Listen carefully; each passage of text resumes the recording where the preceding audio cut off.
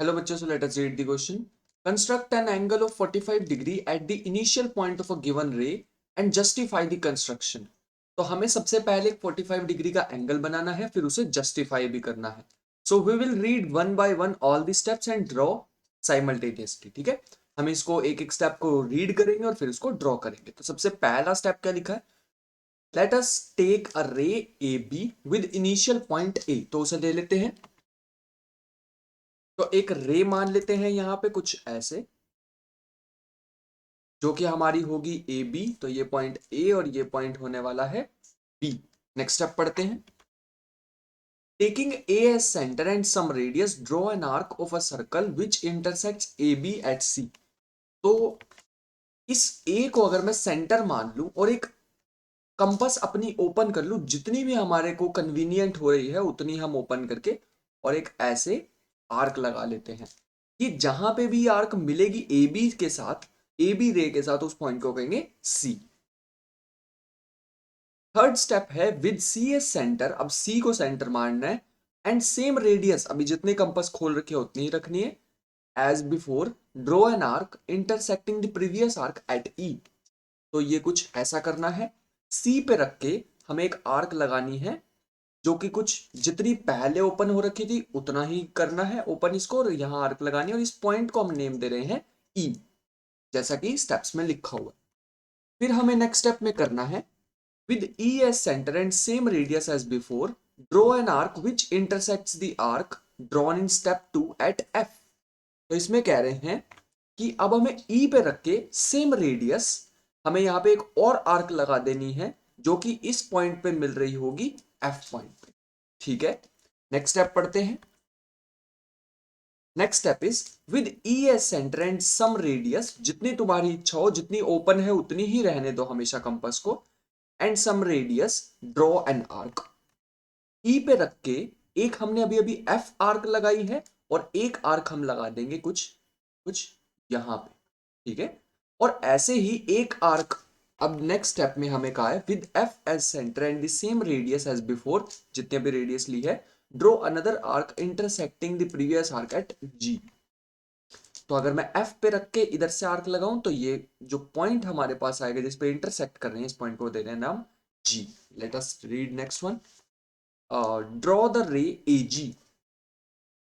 तो ये जो हमारे पास अभी आएगा, this one, this will be A ji.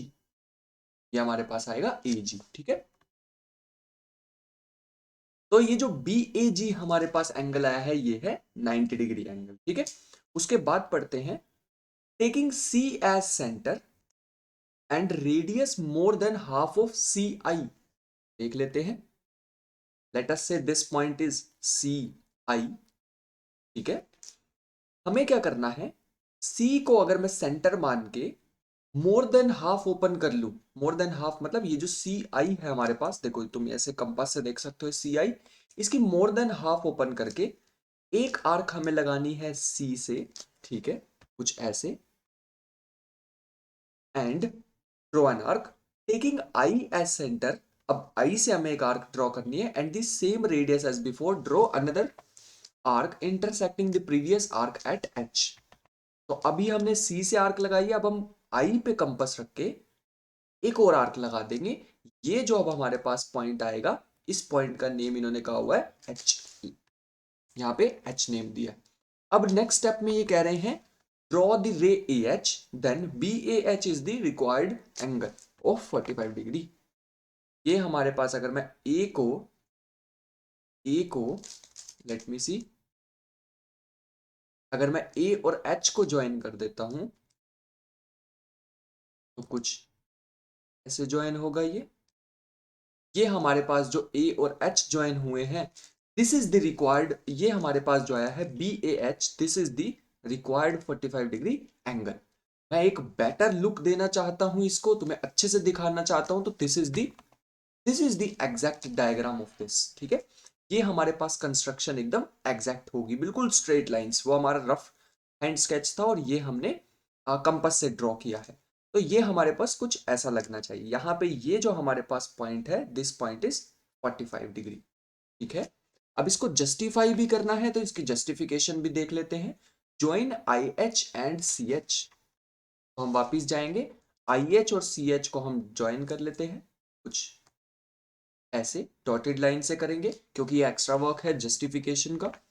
And CH, ये हमारे पास CH को ज्वाइन, ठीक है। आगे बढ़ते हैं। In triangle AHG and AHC we have HI और HC, ये बाय कंस्ट्रक्शन हमारे पास ये होगी आर्क ऑफ इक्वल रेडियस।